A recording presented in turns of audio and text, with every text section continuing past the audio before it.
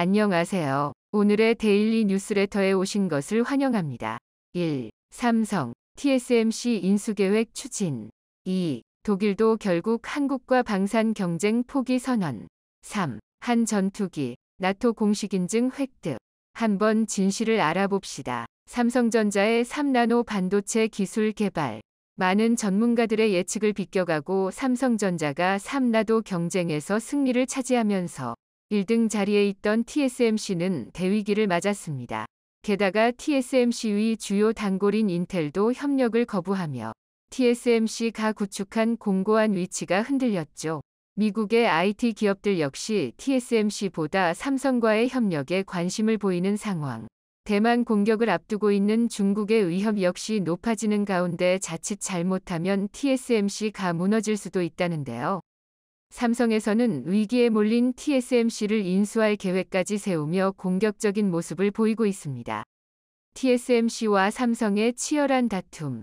그 가운데 최종 승자로 거듭날 삼성전자의 놀라운 행보에 대해 지금부터 자세하게 설명해 드리겠습니다. 설마 했던 일이 사실로 드러났습니다. 조 바이든 대통령이 한국을 방문했을 때 삼성전자는 조 바이든 대통령에게 반도체 웨이퍼를 보여주었습니다. 첨단 기술이 집약된 이 웨이퍼에는 3나노 반도체 기술이 집약되어 있었죠. 미국 대통령에게 반도체 웨이퍼를 보여줬을 당시만 하더라도 삼성전자는 현재 3나노 기술을 연구 중인 것으로 알려졌을 뿐 첨단 기술을 가진 TSMC를 쫓아가진 못할 것이라는 인식이 지배적이었습니다.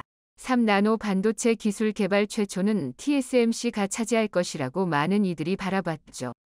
그러나 삼성전자는 반도체 나노 양산에 성공하면서 보기 좋게 많은 이들의 기대와 분석을 배신했습니다. 그동안 느긋한 대처를 보이고 있던 TSMC와 많은 반도체 전문가를 경악하게 만드는 결과였습니다. 경기도 화성 사업장에 위치한 곳에서 삼성은 3나노 반도체 양산을 발표했습니다.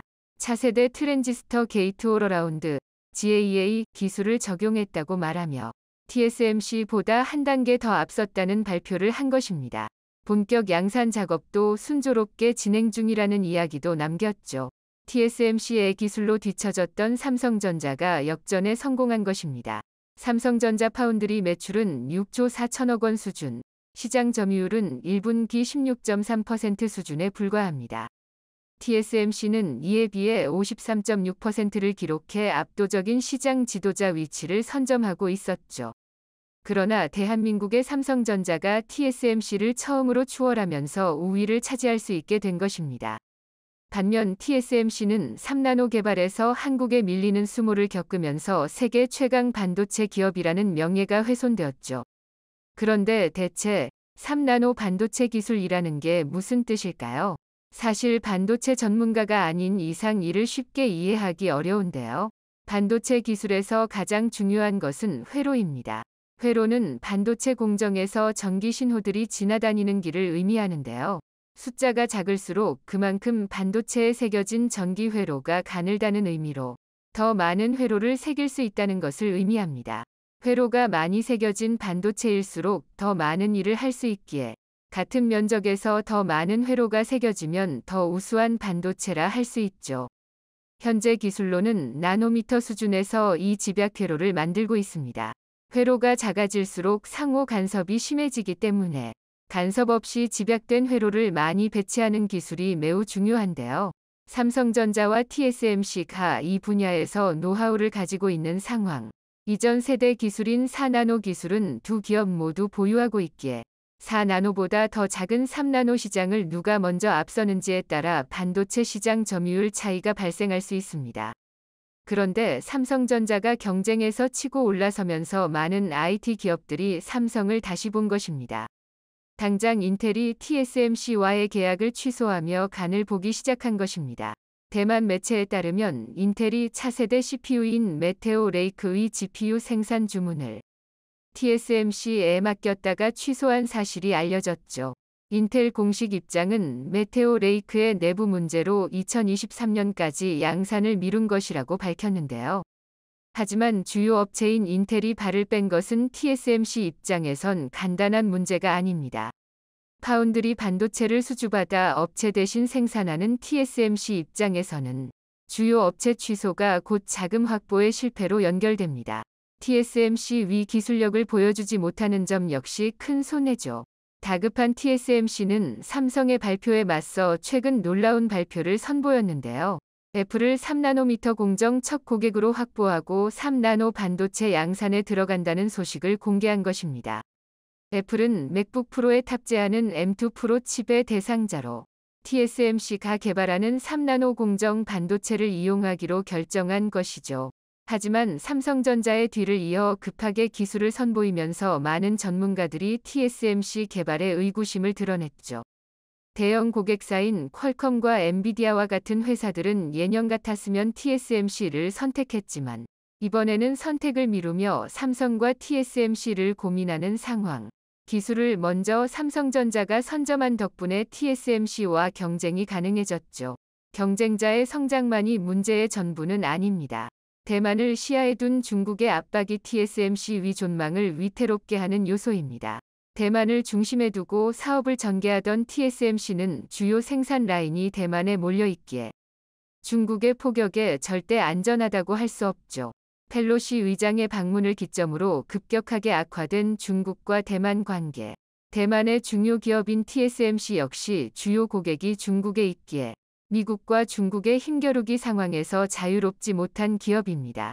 주요 고객인 미국과 중국을 상대로 정치적 결단을 해야 했죠. 고민 끝에 TSMC는 미국의 편을 들었습니다. 류더인 TSMC 회장은 언론 인터뷰에서 양안 전쟁이 발생할 경우 이로 인해 초래되는 비극은 중국에게 그리 기분 좋은 일이 아니라는 말을 남겼습니다. 미국, 유럽, 일본 등 상호 연결성에 의존한 반도체 산업은 어느 한 곳이 피해를 받는다면 다른 쪽에도 영향을 주기 때문에 중국은 대만만이 아니라 전 세계를 상대해야 할 것이라는 은근한 암시를 주었죠. 일본 니혼게이자이 신문도 경제협력개발기구와 세계은행 데이터를 통해 전쟁을 상정해 피해액을 계산해보면 약 2조 6,100억 달러, 한화로 3,409조 원의 손실이 일어날 수 있다고 경고했습니다. 첨단 반도체 생산 기업인 TSMC를 주요 고객으로 두고 있는 중국 IT 회사 때문에 미국을 향해 중국이 무역 보복을 강행했을 때도 중국은 TSMC 반도체만은 보복에서 예외를 두는 꼼수를 드러냈죠. 중국의 2021년 기준 반도체 수입액은 4,325억 달러. 이 중 30% 이상이 대만 제품으로 미국과 경쟁에 나선 중국 첨단 제품의 상당수가 대만 제품입니다. 대만 반도체를 건드리는 것은 중국 경제의 자멸이나 마찬가지인 셈. TSMC는 중국이 자신을 건드리지 못할 것을 잘 알았습니다. 그러나 갈수록 치열해지는 산업 경쟁에서 중국이 최악의 결정을 내릴 수도 있다는 사실을 잊지 않았죠. 만약 중국이 속도전을 가정하고 대만 침공을 강행했을 경우 전쟁을 상정하지 않고 세운 TSMC 위 계획은 모두 물거품으로 돌아갑니다. TSMC가 중국 공산당 손에 넘어갈 수도 있죠. 그럴 경우 TSMC가 보험으로 세운 일본 공장이 있습니다. 하지만 일본 공장은 이제 막 개발에 착수된 곳. 당장 가동할 수 있는 공장이 아니기 때문에 적지 않은 타격을 감수해야 합니다. 중국의 위협을 무시하기에도 그렇다고 중국을 달래서 침공을 막는 것도 TSMC 입장에서는 답이 없습니다. TSMC가 미국 투자도 단행하면서 부랴부랴 공장을 늘리는 것도 이런 위기의식을 느꼈기 때문에 진행하는 것이지만 사실 이렇게 R&D에 들어갈 돈을 소모하는 것은 성장 동력을 깎아먹는 행위입니다. 삼성전자가 TSMC를 추월하며 기술 격차를 벌리는 가운데 TSMC가 전력을 다해 뛰어야 함에도 승산 가능성이 잘 보이지 않는 것은 지리적인 위험을 무시할 수 없기 때문입니다. 반면 삼성전자는 유리한 위치에서 TSMC를 바라볼 수 있죠. 이미 기술 개발에 있어 혁신을 이룬 것은 물론이고 이재용 삼성전자 부회장의 경영 참여 문제가 최근 해소되면서 CEO의 결정 문제가 해결되었기 때문에 투자에 박차를 가할 수 있기 때문입니다. 이 부회장은 이번 3나노 기술 개발에 기뻐하면서 원천 기술 확보에 삼성의 명운을 걸겠다고 나선 상황. 그는 5년간 450조 원에 달하는 투자 계획을 발표하면서 그중 3분의 2 이상이 반도체 개발에 쓰일 것을 이야기했습니다. 파운드리 공장 부지로 미국 테일러시를 선택한 것 역시 미국의 반도체 우선 정책과 결합해 큰 시너지를 낼 것으로 전망됩니다. 테일러시 공장을 통해 생산한 반도체는 미국의 반도체 법에 저촉되지 않는 상품. 공격적인 미국 투자 덕분에 삼성전자는 거칠 것이 없다는 분석이 등장했죠. 이에 대응해 TSMC도 가만히 있진 않았습니다. 미국의 움직임을 알고 있었기에 TSMC 역시 애리조나주 공장 건설에 엄청난 투자를 결정했습니다. 전략적으로 싱가포르에도 수십억 달러 규모의 새로운 반도체 공장 건설을 추진하면서 반도체 수요 공급을 맞추기 위해 TSMC가 다양한 공정을 준비해 기업들을 설득하고 있다는 소식도 언론 보도를 통해 등장했습니다. 삼성도 생산 라인을 다변화하며 TSMC에 적극 맞서고 있습니다. 브라질에 새로운 신규 공장 설립을 예고하며 남미 협력을 강화했죠. 브라질 언론에 따르면 파비오 파리아 브라질 통신부 장관이 삼성전자와 반도체 공장 투자 양해각서 MOU 체결 사실을 보도했습니다. TSMC의 공격적인 확장에 맞서 삼성전자도 브라질을 비롯한 남미 지역을 주무대로 반도체는 물론 삼성그룹의 주요 생산 라인을 넓히는 전략을 쓴 것입니다. 이 밖에도 4나노 파운드리 생산 능력을 확대하기 위해 기존 공장과는 다른 별도의 파운드리 신규 증설을 예고했죠. 일각에서는 흔들리는 TSMC를 삼성전자가 인수할 수도 있다고 바라보는 상황. 언론 보도에 따르면 삼성그룹이 2030년을 대비 의미 있는 M&A, 인수합병을 시도할 수 있다고 말하며 그 대상이 TSMC일 수 있다는 분석이 등장했죠. 한국 기업의 확장이 세계 시장을 무대로 이뤄지고 있는 가운데 삼성전자가 비메모리 반도체 분야, 파운드리 분야에서도 승기를 잡으며 한국이 TSMC를 압도하며 전진하고 있습니다. 여러 가지 요인으로 인해 골머리를 앓는 TSMC는 당분간 삼성전자에 밀려 힘을 쓰지 못할 예정. 애플을 주요 고객으로 삼았으나 다른 곳에서도 영향력을 발휘하는 것은 TSMC 입장에선 쉬운 일이 아니죠. 강력한 반도체 시장 지배자로 우뚝 선 삼성전자. 삼성전자만이 아니라 한국의 주요 기업들이 세계 시장에서 놀라운 성과를 거두며 결국 독일이 한국에게 무릎을 꿇었습니다. 독일은 올해 초 노르웨이에서는 K2 전차와 경쟁을 벌였고 최근에는 레드백과 경쟁을 벌였습니다. 노르웨이에서는 정치적 입장을 최대한 활용해 K2 전차가 아닌 레오파르트 전차 수출에 성공했지만 호주에서는 레드백의 벽을 넘지 못했습니다. 그런데 호주의 레드백 수출을 계기로 독일 방산이 한국에게 완전히 밀릴 것으로 보아하는 상황입니다. 바로 우크라이나를 침공한 러시아가 이상 행동을 보이고 있기 때문인데 최근 우크라이나에 이어 폴란드까지 전선이 확대될 가능성이 제기되고 있습니다. 이에 따라 빠른 배송을 자랑하는 한국산 무기에 대한 수요가 크게 늘었는데 독일이 결국 한국의 무기 수출과 관련한 법을 개정하는 상황이 됐습니다. 이제 한국은 나토와 EU 국가들을 대상으로 하는 무기 수출의 경우 독일과 동등한 수준의 대우를 받게 됐고 자연스럽게 독일의 견제에서 벗어날 것으로 보입니다. 현재 러시아는 우크라이나에 집중된 전선을 나토로 점점 확대하려는 모습을 보이고 있습니다. 우크라 곡물 수출 연정 중단 선언 뒤 우크라의 흑해 곡물 수출항 오데사를 일주일 내내 공격한 러시아가 오데사에서 남서쪽으로 110km가량 떨어진 다뉴브강 하류 항구 마을 레니의 곡물 창고를 드론으로 공격했습니다. 이번 공격은 우크라이나와 루마니아 접경 지역인 다뉴브강 삼각주 지역에 대한 첫 공격입니다. 이와 관련 미 뉴욕타임스는 7월 24일 루마니아에서 불과 수백 m 떨어진 강 건너편 지역에 대한 공격이 나토 회원국인 루마니아를 위험에 빠뜨리는 한편 우크라이나의 흑해를 통한 곡물 수출의 우회로마저 차단해 우크라이나 경제를 고사시키려는 시도라고 지적했습니다. 동시에 식량을 무기로 서방 국가들의 우크라이나 지원을 포기하도록 압박하기 위해서입니다. 실제로 레니항에 내한 공격이 있은 뒤인 24일 오후 국제곡 물가가 6.2% 오르면서 전 세계 식량 안보에 경고음이 울렸습니다. 지금까지 러시아는 나토 회원국 폴란드와 인접한 우크라이나 서부를 공격하면서도 폴란드에 근접한 지역은 공격한 적이 없습니다. 실수로라도 나토 회원국에 대한 공격이 발생하면 나토 전체가 대응하도록 돼 있기 때문입니다. 루마니아 국방부는 동맹국들과 함께 나토 동쪽 국경에 대한 경계 수위를 높인 상태라고 밝혔습니다. 러시아에서는 나뉴브강 항구에 대한 공격이 우크라이나의 경제를 파괴하고 서방의 무기 지원을 방해한다고 지지의 목소리가 나오고 있습니다. 러시아 국영 러시아 TV 대답 프로그램 진행자 올가 스카베에바는 우크라이나 해상 봉쇄 회피로를 차단하는 것이라고 말했습니다. 레니앙이 우크라이나군 보급과 곡물 수출 통로로 활용돼 왔다는 것입니다. 러시아 국영 TV 종군 기자 예프게니 포두브니는 이번 공격이 우크라이나 수상 교통의 모든 것을 파괴하는 매우 중요한 임무의 일환이라고 텔레그램에 썼습니다. 우크라이나, 루마니아, 몰도바의 국경이 교차하는 다뉴브강 삼각주 지역은 러시아가 우크라이나를 침공하기 전까지 곡물 수출항으로 거의 활용되지 않았으나 최근에는 필수 수출로가 되고 있습니다. 우크라이나는 다뉴브강 항구들을 통해 매달 200만 티위 곡물을 수출해왔습니다. 우크라이나는 원한다면 나뉴브강을 통해 곡물 수출량 전체를 소화할 수 있으나 비용이 많이 드는 탓에 튀르키예와 유엔의 중재로 성립한 곡물 수출 협정으로 흑해를 통해 곡물을 수출해왔습니다. 또 다뉴브강 삼각주나 트럭과 설도를 이용한 육로 수출은 정치적 어려움도 겪고 있습니다.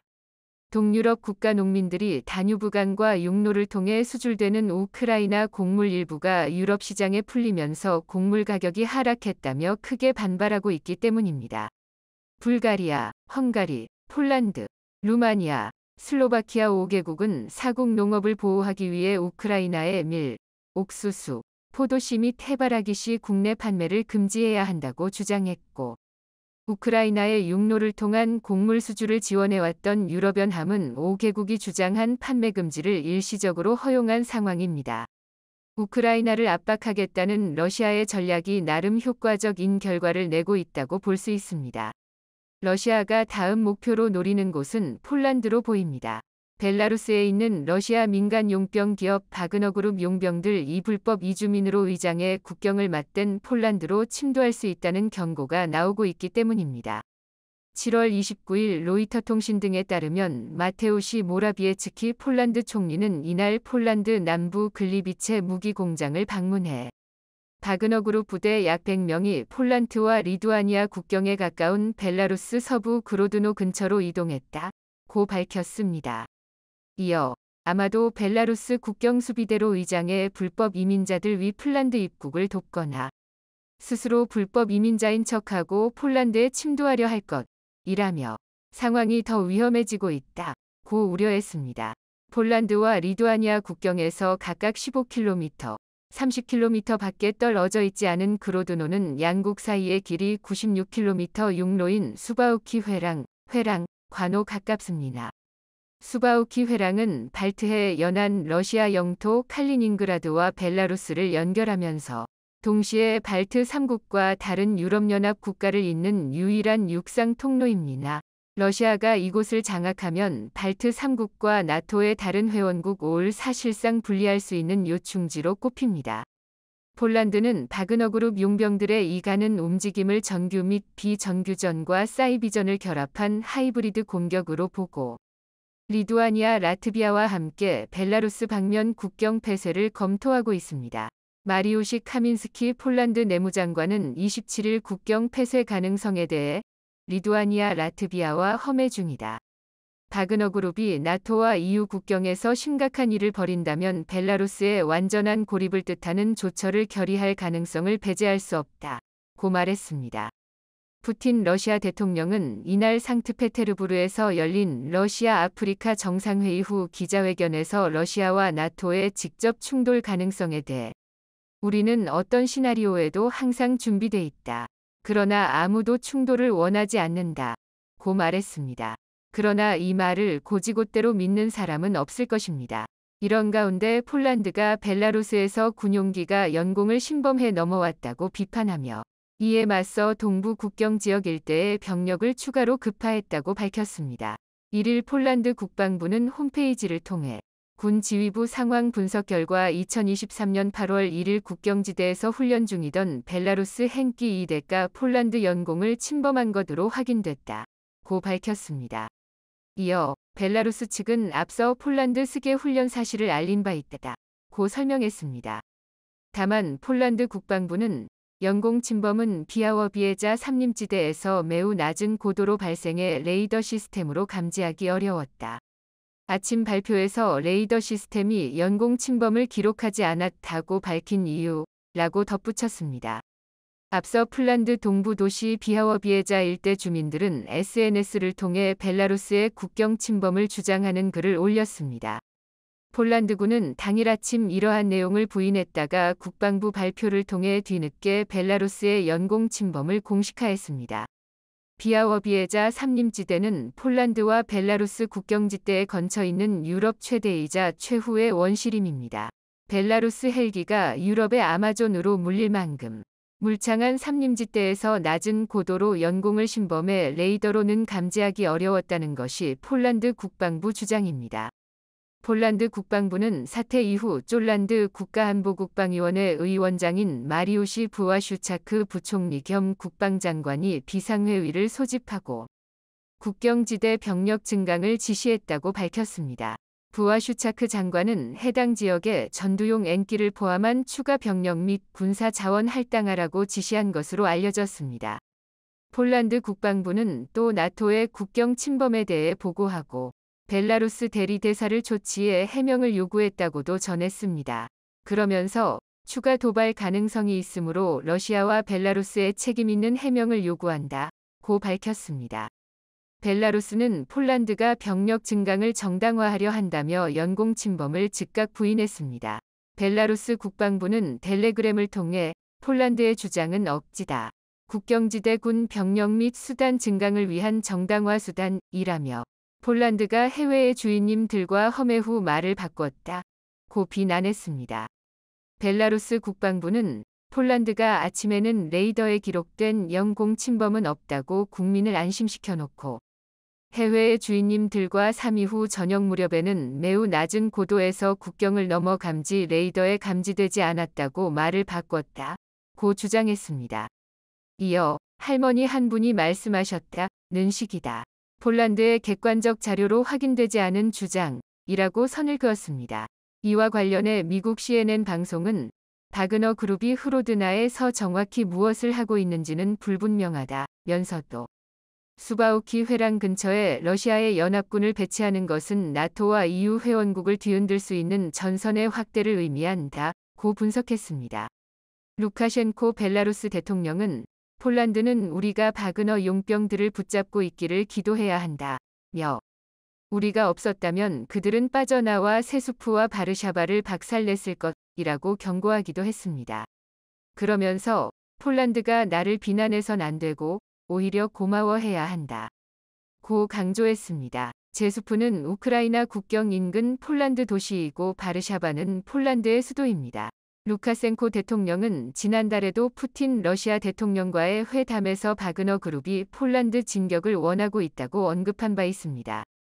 러시아의 침공 가능성이 점차 커지자 폴란드와 루마니아는 무기 구입에 속도를 내고 있습니다. 이 과정에서 당연히 한국이 주목받을 수밖에 없는데 유럽연합과 나토 동맹국에 대한 한국의 방산 수출이 한층 더 빨라질 것으로 알려졌습니다. 독일세 방산 부품 수입과 해당 품목을 포함한 K2, K9, 레드백 등 국산 무기체계 수출 시 독일 정부의 수출 승인 전차가 사후 신고만 하면 되는 EU 회원국이나 나토 동맹국 수준으로 내폭 간소화되기 때문입니다. 2일 독일 연방경제기후보호부와 경제수출감독청에 따르면 독일 정부는 내달 1일부터 유럽연합 회원국과 나토 동맹국, 호주, 뉴질랜드, 스위스, 일본 등 중나토국, 한국 등 긴밀한 파트너국에 대한 방산물자 등에 대한 수출 승인 절차 간소화할 예정이라고 밝혔습니다. 이를 위해 기존과 같이 개벌살에 별로 수출 승인 결정을 하기보다는 일반 법령으로 묶어 신속히 결정이 가능하도록 할 계획입니다. 스벤 기골트 독일 경제기후보호부 차관은 이번 새로운 규정을 통해 동맹과 같이 파트너국들은 신속하고 복잡하지 않게 방산물자를 인도받을 수 있을 것이라며 반면 제3국에 대한 수출은 계속해서 개별 사안 검토 방식을 우선하여 면밀히 진행할 것이라고 말했습니다. 우리나라는 그동안 독일제 밤산 부품 수입과 해당 품목을 포함한 무기체계 수출 시 3개월여에 걸쳐 독일 정부의 엄격한 심사를 거쳐 수출 승인을 받아야 했습니다. 이에 더해 최근에는 우크라이나 전쟁으로 독일 정부에 신청한 뒤 통상 6에서 12개월이 지난 후에야 승인받을 수 있어 수출이 지연되는 경우가 많았습니다. 하지만 내달부터는 독일 업체가 민간 품목이 아닌 특정 방산 이중용도 물자를 한국으로 수출할 경우 별도의 개별 승인 절차 없이 수출 후 신고하는 방식으로 절차가 대폭 간소화됩니다. EU나 나토국, 준 나토국에 적용되는 기준을 똑같이 적용받게 되는 것입니다. 지금까지 독일은 무기 수출을 위해 한국을 견제하는 모습을 보여왔는데 전황이 나아지지 않자 결국 견제를 포기한 것입니다. 인도에 몇 년이 걸릴지 모르는 독일산 무기를 기다리는 것보다 세계에서 가장 빠르게 생산이 가능한 한국 무기를 인도받아 나토 국가들에게 공급하는 것이 더 중요하다는 판단을 내린 상황입니다. 현재 폴란드에는 K2 전차와 K9 자주포를 비롯해 많은 한국 무기들이 속속 배달되고 있고 이는 러시아의 도발을 막는 억지력으로 작용하고 있습니다.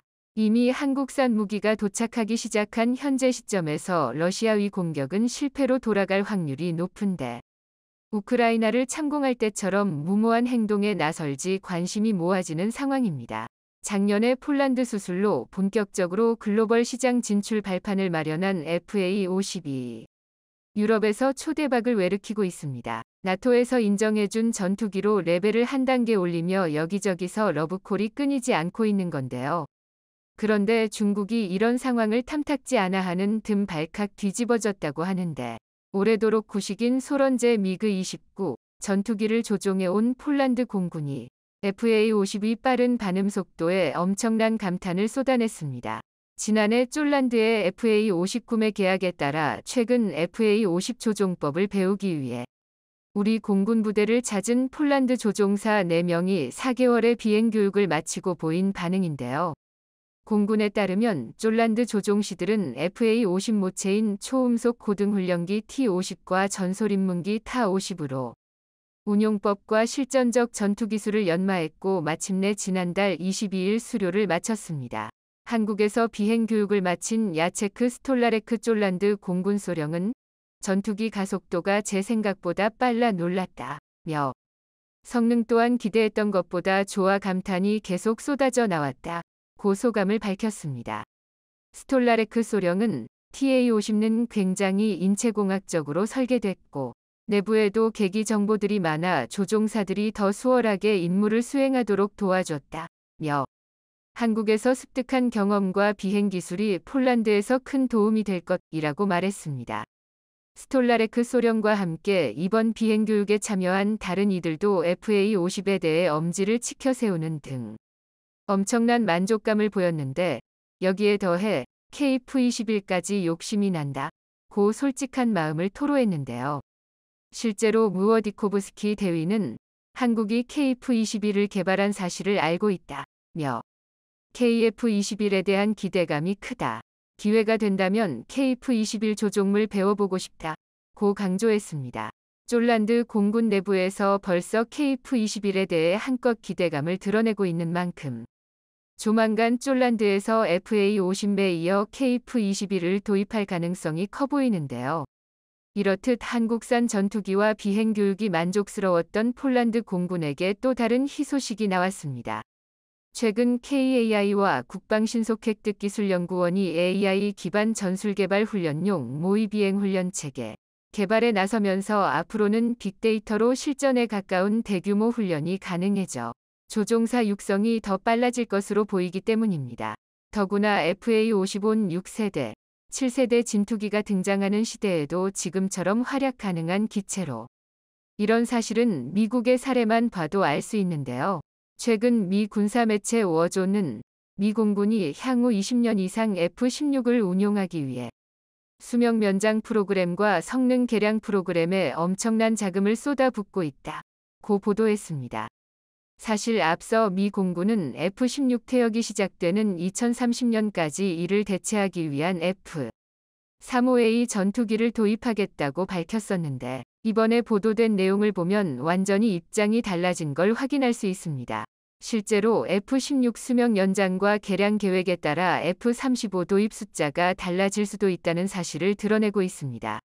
그것도 그럴 것이 미 공군은 현재 운용 중인 F-16을 F-35로 교체하는 과정에서 계획에 없던 막대한 비용 증가와 일정 지연으로 골머리를 앓았는데요. 실제로 재작년 미 공군은 MRX로 알려진 4.5세대 전투기를 조달해 전투기 대체 과정에서 소요되는 비용과 일정 지연 문제를 해결하려 했지만 결국 작년에 MRX를 추진하지 않기로 결정을 내렸습니다.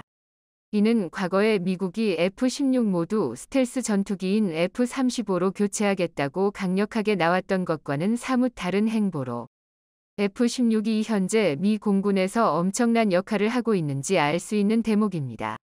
실제로 다수의 군사 전문가들은 군에서 절대로 간과할 수 없는 군수 지원 및 운용 유지비 측면에서 보면 F-16을 모두 F-35로 대체하겠다던 미 공군의 계획은 애초에 현실성이 없는 계획이었다고 말하고 있는데요. 즉 6세대, 7세대 전투기들 엄청나게 고도화된 기술이 집약된 기체가 되겠지만 그만큼 이를 개발하고 운용하는데 막대한 비용이 들 것이기 때문에 이를 운용하는 나라는 일부 국가에 한정될 것입니다. 당연히 이런 6세대, 7세대 전투기를 수출할 나라도 도입할 나라도 없을 것이며 엄청난 위기 상황에서만 전장에 등장해 활약할 것으로 보이는데요. 실제로 이런 이유로 다수의 군사 전문가들은 미래의 6세대, 7세대 전투기가 등장한다고 하더라도 FA-52 활약이 지금과 같을 것이라고 확신에 찬 언급을 하고 있습니다.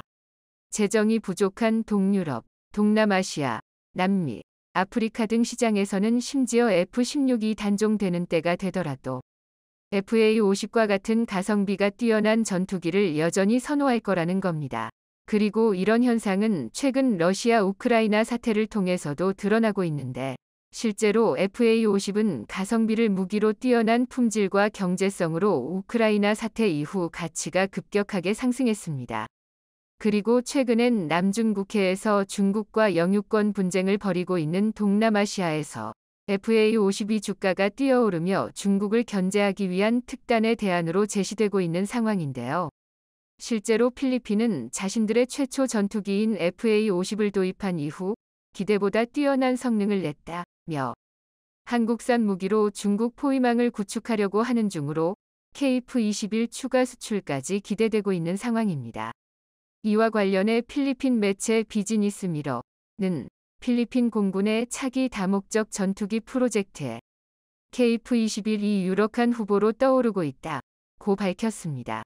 필리핀 공군의 차기 다목적 전투기 프로젝트의 계약 규모는 620억 피소에 달하며 현재 로키드 마틴, 사부 등이 뛰어든 가운데 KAI와 KF-21이 기대주로 떠오르고 있습니다.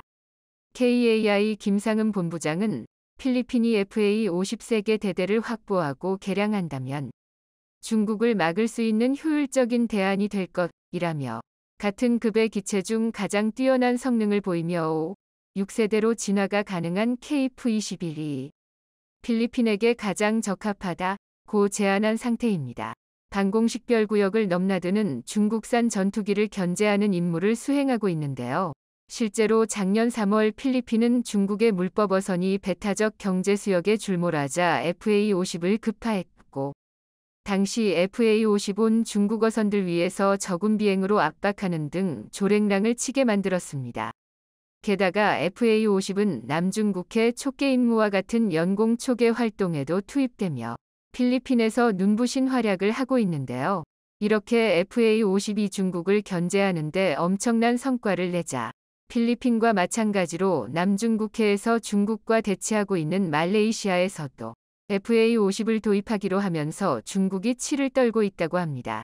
말레이시아 역시 FA-50을 도입하기로 한 건 중국 전투기를 견제하기 위한 게 큰데 최근 말레이시아 매체 디펜스 시큐리티 아시아도 FA-52 말레이시아 수주를 위해 공대공 전투 임무 비밀 훈련을 진행하고 있다고 보도했습니다. 이렇게 한국의 FA-52 동남아 상공을 장악하자 중국은 심기가 매우 불편한 기색을 보이며 초조함을 감추지 못하고 있는 상황인데요. 하지만 중국의 이런 걱정은 줄어들기는커녕 앞으로 점점 더 커질 것으로 보입니다. 방산업계에 따르면 최근 나토에서 한국산 항공기를 공식적으로 인증해주면서 앞으로 더 많은 나라에서 한국산 항공기를 도입할 가능성이 커졌습니다. 방사청에 따르면 아시아 국가 중에서는 처음으로 우리나라가 나토와 가망인증 상호인정을 추진하기로 했는데요. 가망인증은 항공기가 비행만전성에 문제가 없는지 검증하고 이를 정부기관에서 인증하는 절차로, 상호민정은 우리 정부가 인증한 국산 항공기의 비행안전성을 나토가 인정한다는 의미입니다. 즉 우리의 가망인증 능력과 국산 항공기 안전에 대해 국제적으로 인정받은 결과로 이제 앞으로는 동남아를 넘어 유럽까지 한국산 전투기가 장악할 것으로 보입니다. 게다가 이번에 프랑스 파리에서 열린 파리 에어쇼 2023을 통해 FA52 유럽 수출 시장까지 확장되는 결정적인 계기가 됐는데요. KAI는 이번 파리 에어쇼 현장에서 아일랜드, 스페인, 불가리아, 핀란드 등 유럽 국가들의 대표단을 만나 FA50 수출을 위한 진지한 논의를 이어가며 우호적민 분위기를 만들었습니다. 실제로 이들 국가들은 작년에 폴란드가 FA50 48대를 도입하고 엄청난 만족감을 드러내고 있다는 사실에 주목하고 있었습니다. 더구나 현재 아일랜드, 스페인, 불가리아, 핀란드는 각각 고등훈련기, 경전투기 교체 수요가 있어 파리 에어쇼 진시장에 있던 FA50을 바라보는 눈이 그 어느 때보다 진지했습니다. 방산업계에 따르면 2017년부터 FA50 도입에 관심을 보이던 아일랜드와는 이번에 FA50 도입과 관련해 공식적으로 이야기가 나왔으며 핵심 전력 공군 전력이 폴란드와 유사한 불가리아와도 긍정적인 이야기가 오간 것으로 전해집니다. 앞서 F-35로 전투기를 교체한 핀란드의 경우 훈련 효율성 측면에서 FA50을 선택할 가능성이 큰 것으로 알려졌으며 스페인은 노후화된 기체를 운영하고 있어 FA50을 도입해야만 하는 상황입니다. 이럴 듯 FA52 유럽 수출이 임박해지면서 한화 시스템이 파리 에어쇼 현장에서 레오나르도와 경공격기 AESA 레이더 선행 모델 수출 조건 합의서를 체결하기에 이르렀는데요. 이에 따라 한화 시스템은 레오나르도와 함께 기술 우위와 가격 경쟁력을 모두 확보한 경공격기 AESA 레이더 공동 개발을 추진할 예정으로 유럽 시장 진출을 앞두고 새로운 판로를 개척한 것으로 보입니다. 그리고 이런 분위기에 KAI는 내친김에 유럽 시장을 더욱더 확대해 2050년까지 세계 7위 항공우주 기업으로 성장하겠다는 포부를 드러냈는데요. 유럽을 교두보로 삼아 FA50 이전 세계를 매료시키길 바라겠습니다. 영상이 도움이 되셨다면 구독과 좋아요 부탁드리며 오늘도 감사합니다. 최고로 멋진 하루 보내시길 바랄게요.